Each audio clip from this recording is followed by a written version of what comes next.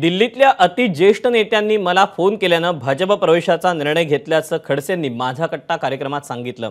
J P. Nadda आणि विनोद तावडे यांच्या उपस्थितीत भाजपात प्रवेश झाल्याचंही खडसेंनी सांगितलं। यावेळी रक्षा खडसेही उपस्थित होते असा दावा एकनाथ खडसेंनी केला।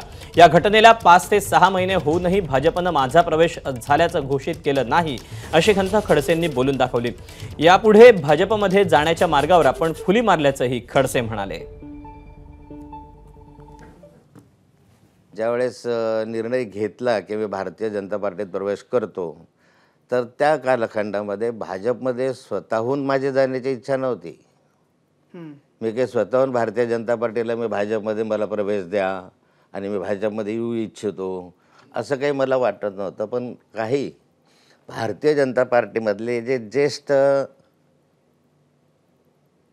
लोक आहेत, पदाधिकारी आहेत, दिल्लीमध्ये अतिउच्च पदावर जे मंत्री आहेत, त्यांनी मला दूरध्वनीवर फोन केला, म्हणजे मोबाईलवर फोन केला आणि त्यांनी मला सूचना केली की क्या करते राष्ट्रवादी में, राष्ट्रवादी खत्म हो गई है, शरद पवार साहब का भी कुछ रहा नहीं, आप भाजपा में आ जाओ। मग त्या कालखंडामध्ये मी त्यांच्या विनंतीला मान देऊन त्यांना सांगितलं की मला जरा विचार करायला संधी द्या। पण नंतर आणखी त्यांच्यापेक्षा एका वरिष्ठ नेत्याचा फोन आला की क्यों राह देखते हो, प्रवेश कर लो। म्हणजे वरिष्ठ 2 आणि वरिष्ठ 1 आता ते मी सांगू इच्छित नाही, पण जे तुम्ही समजू शकता। आणि त्यानंतर मला त्यांनी सांगितलं की प्रवेश करून घ्या। मग मी त्यावेळेस दिल्लीमध्ये असताना जे.पी. नड्डाकडे तावडेजी, मी आणि रक्षाताई गेलो असतं, त्यांना भेटायला गेलो त्यावेळेस त्यांनी माझ्या गळ्यामध्ये मफलर टाकून आपका प्रवेश तो हो जाएगा, डिक्लेअर कर लेंगे असं त्यांनी मला सांगितलं। आणि मग मधल्या कालखंडामध्ये मी म्हटलं की पण नड्डाजींकडे गेल्यानंतर माझा प्रवेश ते खाली डिक्लेअर करतील। परंतु आज 5-6 महिने झाले जवळपास मी वाट पाहतो आहे, अजून तर काही डिक्लेअर झालेलं। महाराष्ट्र भाजपचे अध्यक्ष सांगतात की तुम्ही त्यांच्या पक्षात आहात, भाजपचे अनेक नेते सांगतात की ते आमच्या पक्षात आहेत, त्यांचा प्रवेश झाला होता।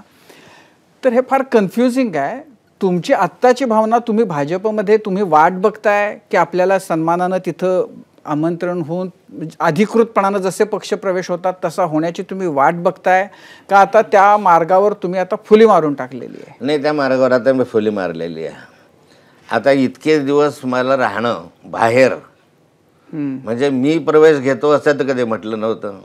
मला प्रवेश घ्या असं सांगण्यात आलं म्हणून मी प्रवेशाच्या दृष्टिकोनातून गेलो। माननीय शरद पवार साहेब, जयंत पाटील साहेबांची चर्चा करून गेलो।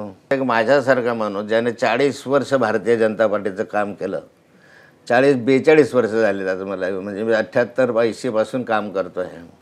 आणि इतके वर्ष काम करून मेहनत करून भारतीय जनता पार्टीला एक चांगलं स्वरूप, बहुजनांच्या मधलं स्वरूप आणलं, सर्व लोक जोडले, महाराष्ट्र पिंजून काढला अनेक वेळा सायकलीवरून फिरलो, काय आम्ही चेष्टा सहन केली। अशा परिस्थितीमध्ये एवढं सगळं करत असताना भारतीय जनता पार्टीत मला प्रवेश द्या ही विनंती करणं माझ्या दृष्टिकोनातून मला वाटतं की फार अपमानास्पद आहे। एबीपी माझा, उघडा डोळे बघा नीट।